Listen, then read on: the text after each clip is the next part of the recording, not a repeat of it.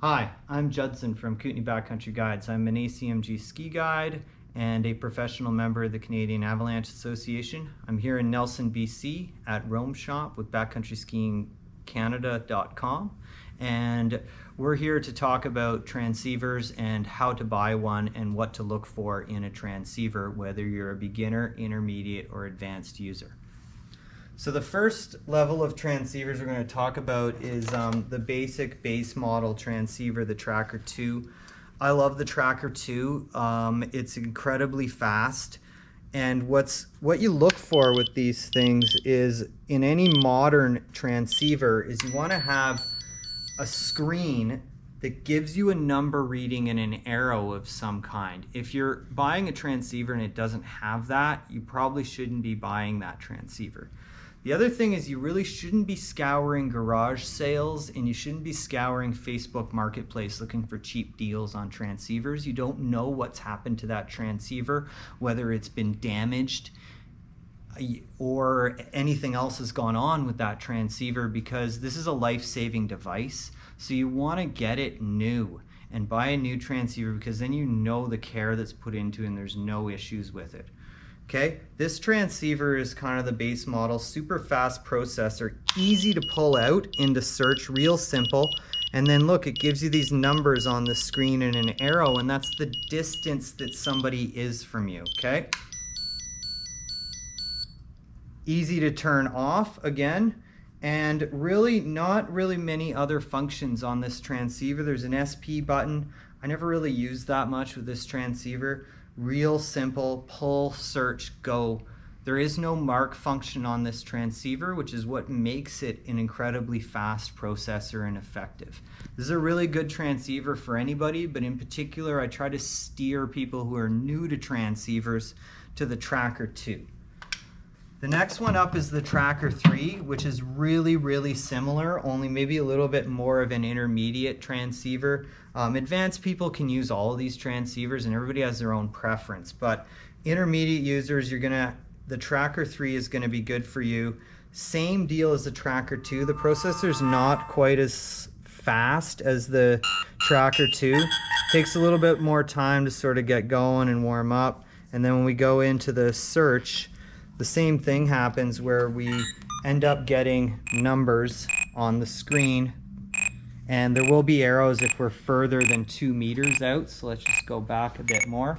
There's those arrows that we're looking for.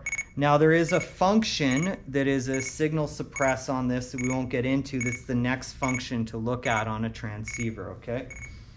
The other thing that this transceiver has is it has updatable programmable features, so you can bring it into the shop, and year after year you can update the programs on the transceiver, which is not available on the Tracker 2. This Ortovox zoom, really pretty much the same as the Tracker 2, only it's a little bit cheaper. So look at the price tags here, we're going up.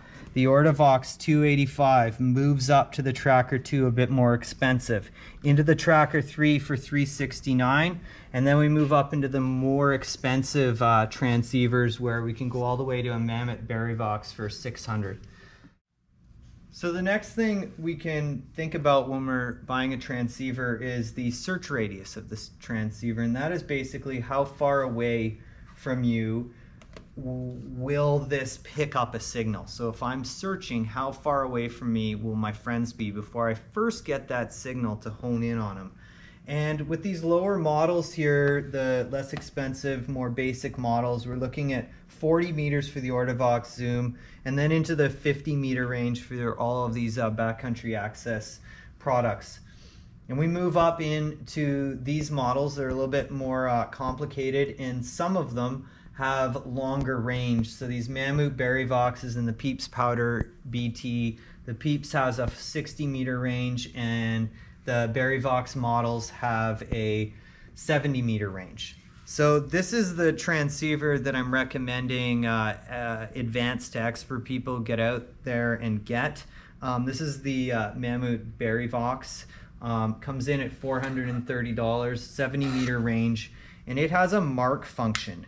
So there is a button here you can push that will actually mark a transceiver you're looking for. Mark is just simple, that it will just no longer look for the transceiver. So if you have more than one buried, you get to someone and you want to move on to the next one quickly, you can turn off looking for your first friend to look for the second one. Now I have another video where I talk about why you would do this, and you can see that video up here on the top and click on it, where I go in depth on different functionality within these transceivers. But basically that's what you get. You get the mark, and there are other features in these transceivers and we can't spend all day on them because there's tons of them, and some of these have different ones, but basically you want the mark and the long range